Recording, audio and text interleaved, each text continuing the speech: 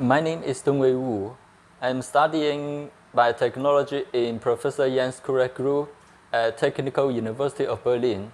In our group, we use 3D bioprinting technology to produce different kinds of organ models.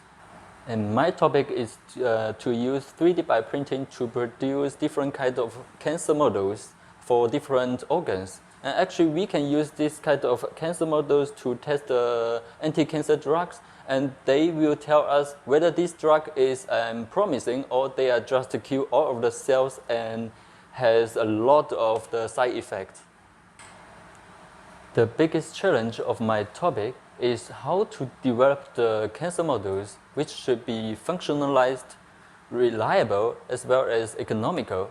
And another problem is how to produce these cancer models very efficiently, as well as to culture them for a longer time.